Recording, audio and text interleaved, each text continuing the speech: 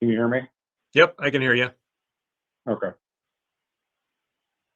Alan had to drop off because his computer was freezing up, so he's rebooting his computer. He'll be back in a second. um, but I can, Sridhar and Paul, I can give you a little bit of background as to what this is about. So the Willow 300 dog race is a 300-mile. There's actually two races going on. There's a 150-mile and a 300-mile dog race starting tomorrow morning.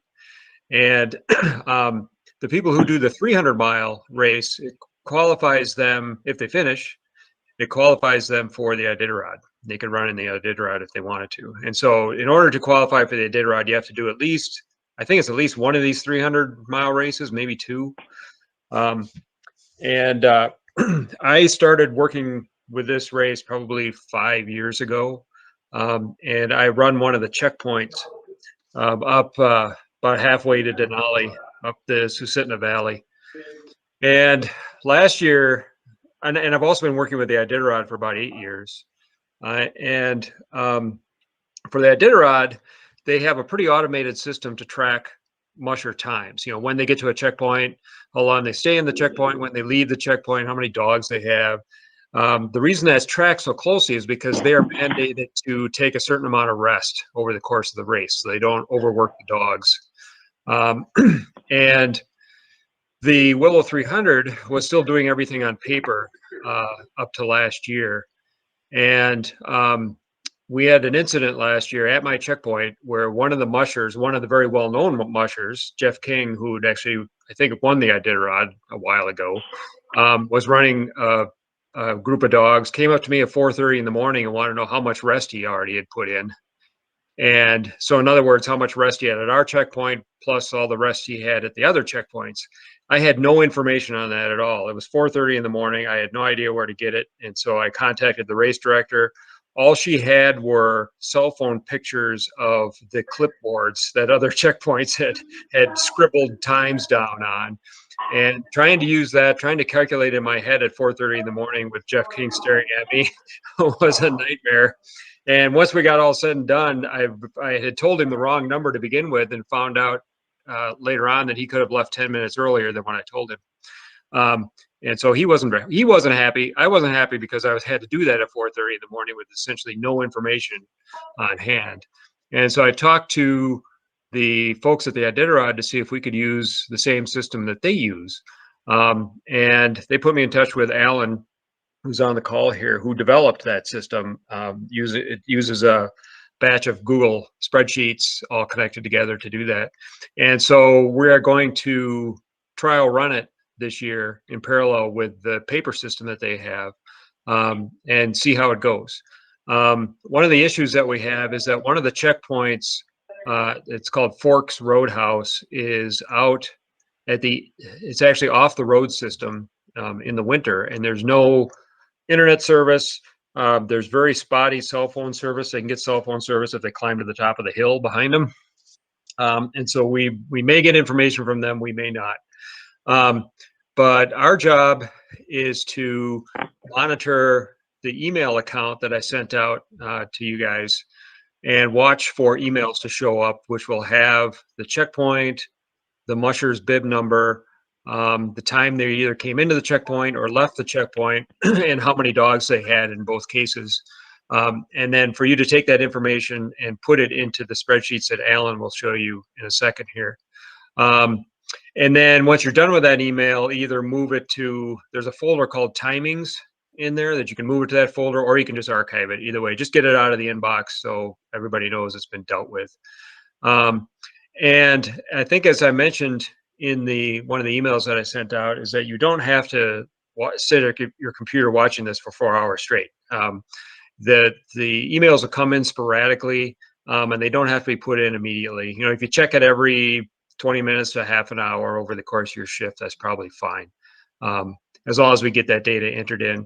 And like I said, we may not get all of the data points. One of the checkpoints we may have to enter in after the fact, but we'll get as much as we can. And I've been talking today I went over to Willow, Alaska. It's about a 2.5-hour drive from my house.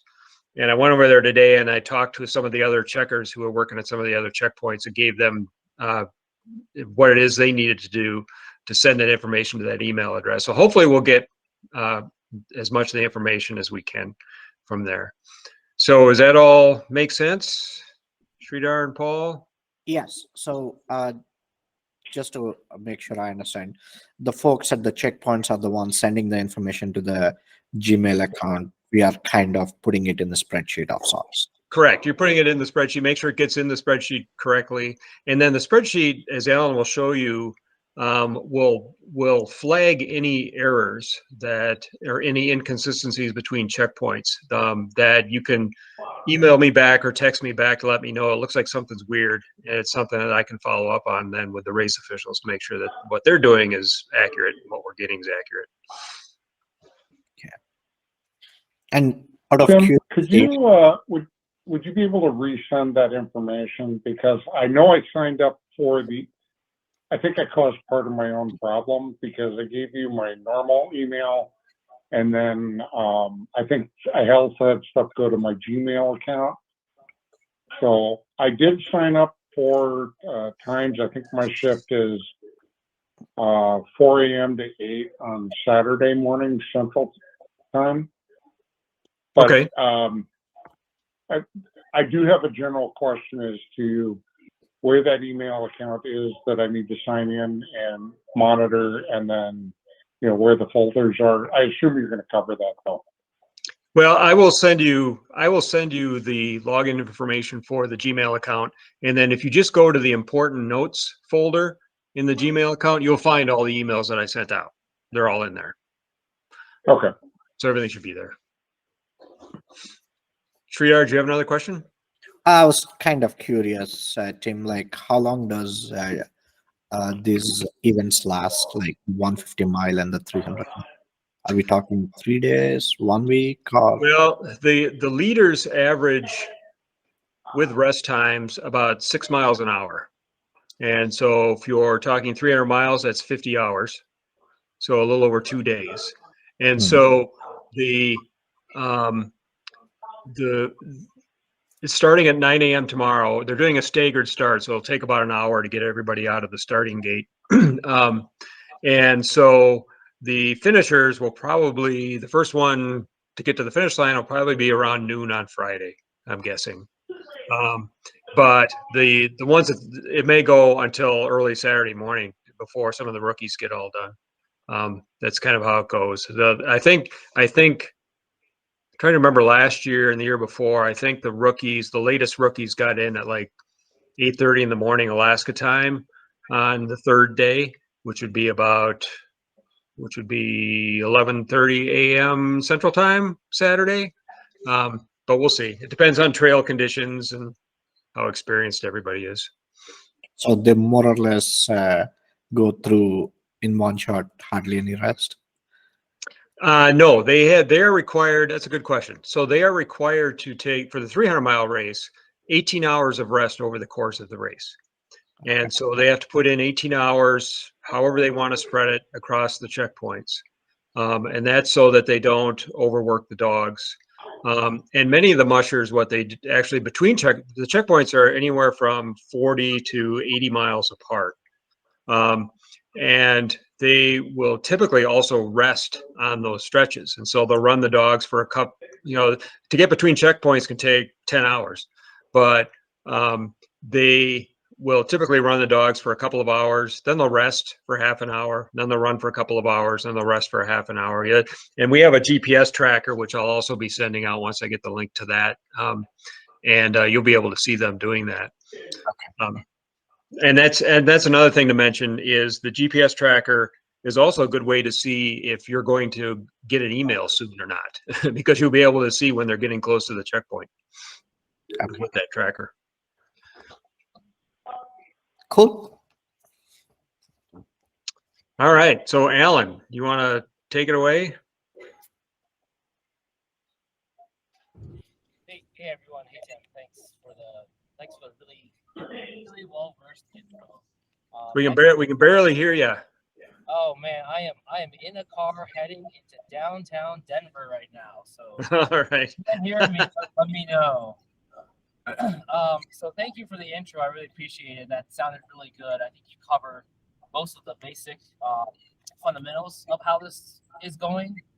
Let me start a screen share and just go through the Hey, basics. Tim, Yes. I'm sorry, I'm not hearing hardly anything. I can't make it out. Not sure if Okay. anyone else is. Yeah, we can hear him, and I'm recording everything, Paul, and so you'll be able to check it again if you can't hear.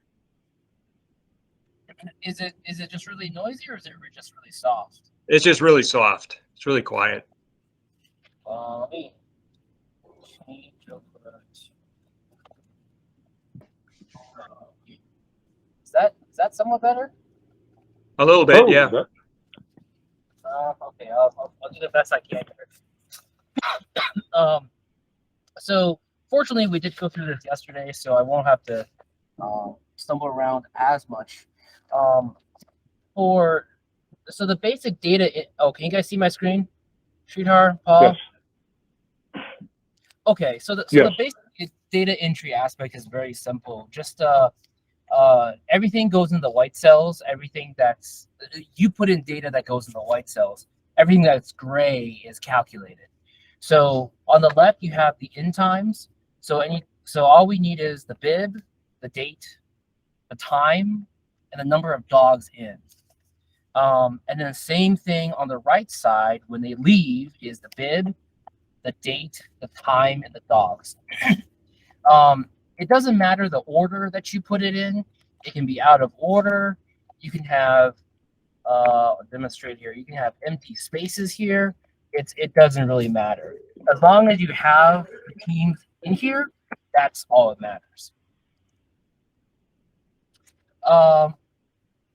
In the gray cells are some formulas that do a lot of the data validation.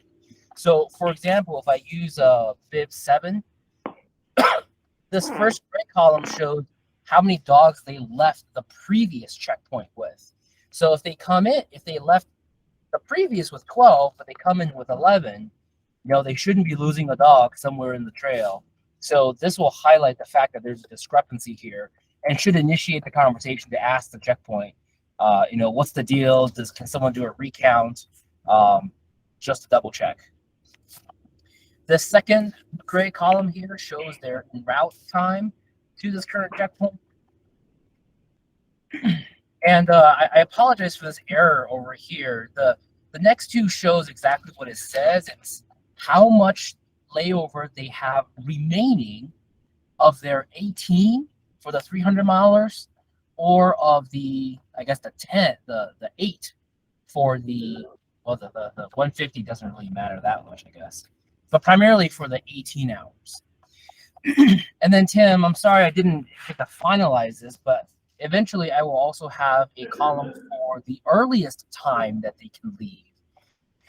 And so these are here because a lot of teams, when they come into a checkpoint, their first question is, how much time do I still need to rest? And then when is the earliest time that we need to leave? And so this is the math portion that Tim was referring to earlier. Instead of doing it at 20 below at 4 in the morning, the idea is that we have the spreadsheet here that will calculate it for you. Pretty good questions so far? Mm-hmm. Yep. Okay, so I'm still working on the formulas for these. There were some things I still needed to hammer out, but by tomorrow morning I'll have all the dummy data cleared out, and then all the formulas should reflect the actuals once the race gets going. Quick question: will all the gray fields be filled in already? I mean, this will have all the by the time we get it. We just need to put the. Yeah, so by the time you get it, there would be nothing in the white fields, and the gray fields only populate once we start filling things in the white. So when the first teams start coming in, this entire sheet will be blank. Okay. So do we do it Okay. on If a you enter daily like basis? the 10, the name will already be there. No, the name fills in after you enter in the 10. Right. Oh, So if okay, I gotcha. Yep. So that's why I say everything in gray is calculated. It'll pull in from a centralized source. And so we need to do is just basic numbers. There should be no typing of any letters of any sort. Right. And you shouldn't have to type anything in the gray cells at all, just in the white cells. Right, exactly. Right, so the first person who would come into this location, the fields would all be white. You'd get an email saying 10 came in this date, this time, number of dogs, you enter that in. Everything else should then populate to that line.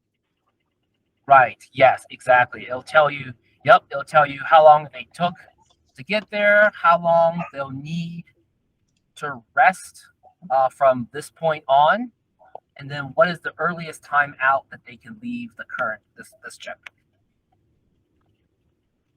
Okay, so like if I came onto my shift and I got an email for somebody that said number 10, and I go to this and there's a 10 already there, that means something just didn't get archived and it's already been entered.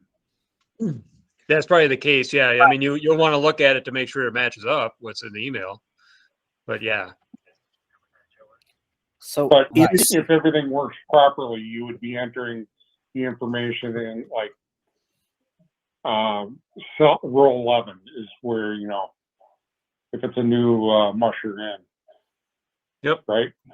Yep. Okay, just pick the next open line and go for it. Yep. So is this information per checkpoint or per day, or like if you have like multiple checkpoints, do we do it? Do you have multiple sheets? Right. So there are, let's see, there's one, two, yeah, there's 4 checkpoints altogether. There's the start, which is Willow Lake. Okay. The next checkpoint is Susitna Landing. The third checkpoint is Forks Roadhouse. The fourth checkpoint, sorry, is Trapper Creek, where I am. And then the last checkpoint is back at Willow Lake, which is the finish. And he has a different spreadsheet for each of those different checkpoints. And so the first thing you'll do is to look at the email to see where that email is coming from. They should tell you what checkpoint is for. Then you open that spreadsheet, or you already have it in a tab. Go to that tab and then enter that data into that sheet. Okay. And can you show us a preview of the email potentially that we are looking at? An example email. Let's see here. I'll send one to. Actually, I'll send one to the email account, and then you can just log in at an email account and see what it looks like. I'll put test at the top of it, but yeah. All right.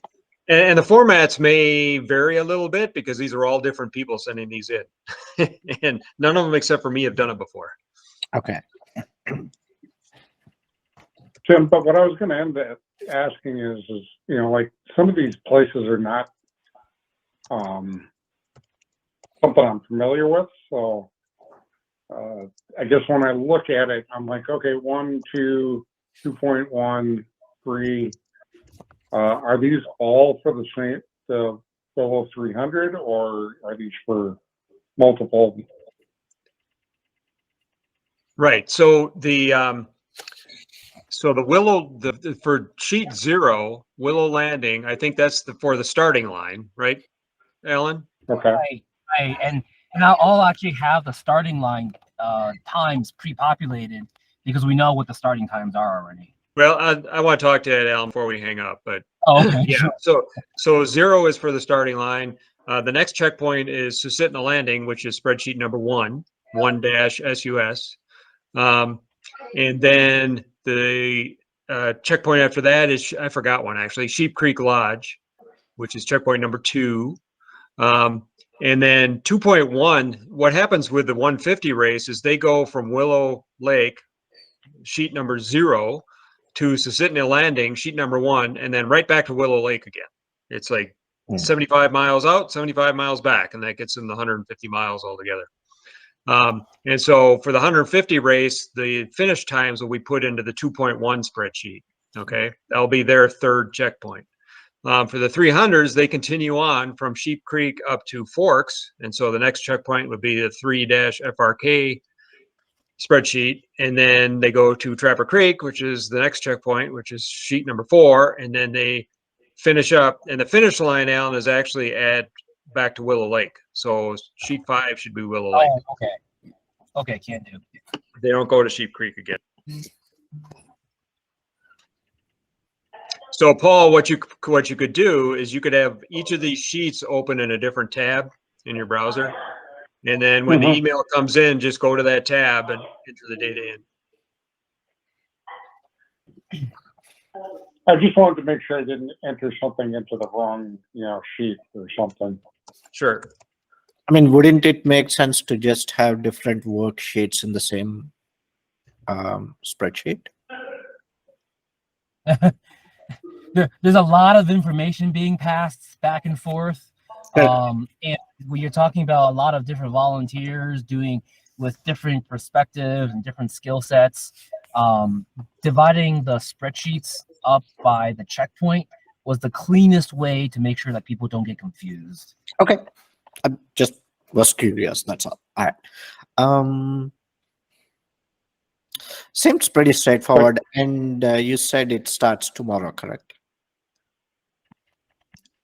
Yeah, this starts at normally they do what's called a mass start, where they just line everybody up, and at 9 o'clock they say go, and they all shoot across the lake. It's about a mile across the lake, and then there's a chute at the end of the lake, and they all kind of jockey in place to try to be the first ones to go through that chute, coming up onto the lake to get onto the main trail.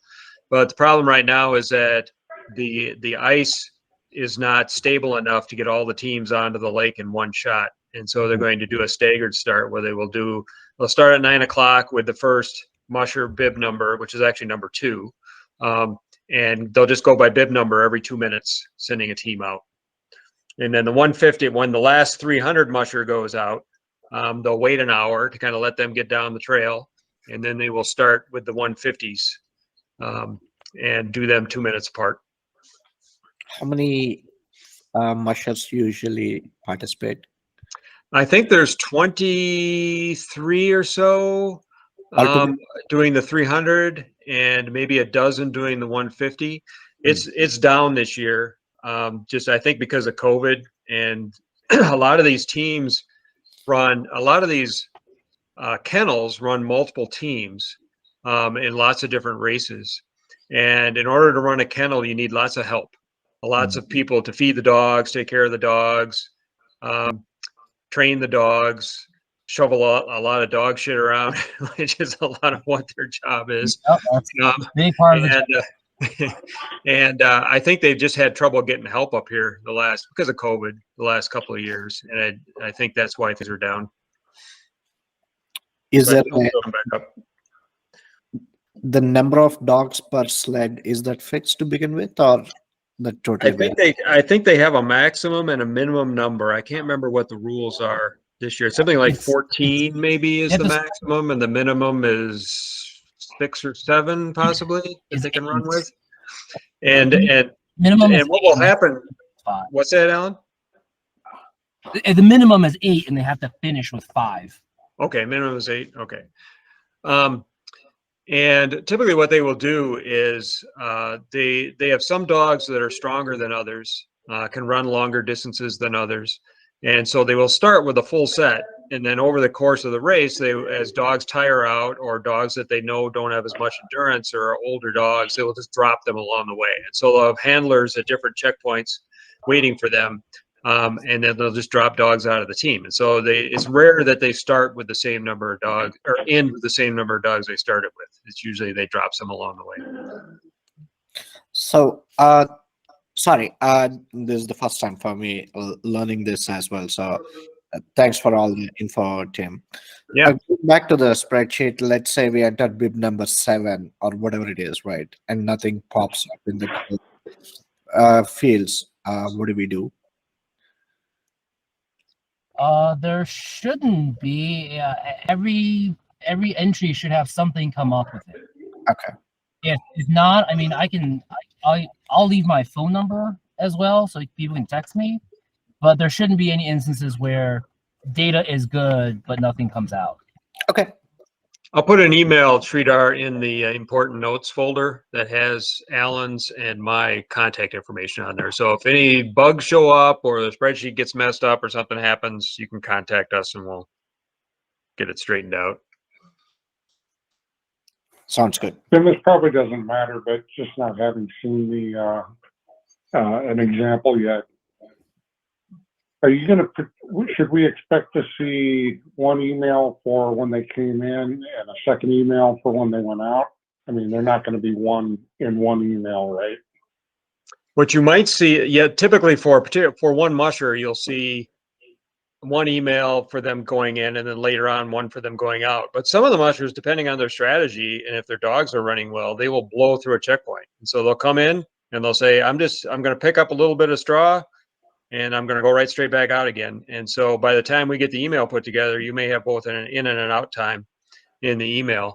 And it may also be the case that you'll have an email that has multiple mushers in it at one time. And so we sometimes get mushers that come in groups.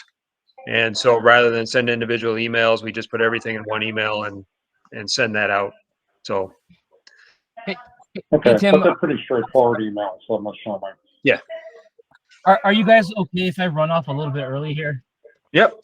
Do you have any more questions about the spreadsheets, you guys? No, it seems pretty straightforward. Okay. Say, Alan. Yep.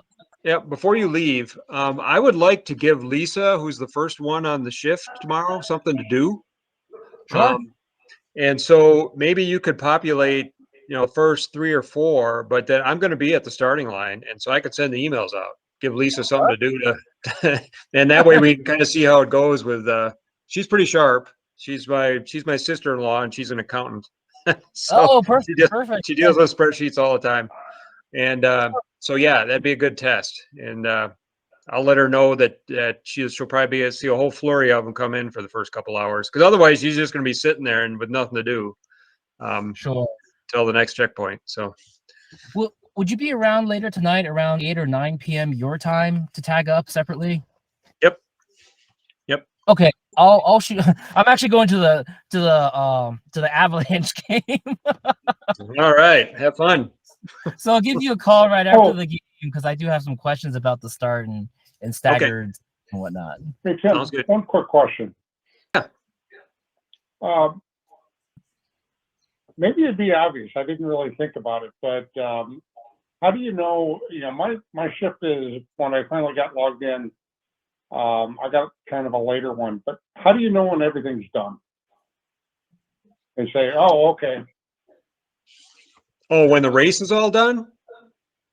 I'm gonna guess if you look at the Google, not the tracker, the GPS tracker. Yeah, the GPS tracker, but then I'll also send an email out to everybody. I mean, I have everybody's email address, and so I'll just, when everything's finished up, I'll send the email out, letting them know, okay, race is done, everybody's in, and either everybody, and normally during the course of the race, we have racers that scratch. They may get so far along, and either they're just tired, or their dogs aren't performing like they expected them to, or whatever it might be, and they decide to scratch at a particular checkpoint. They quit.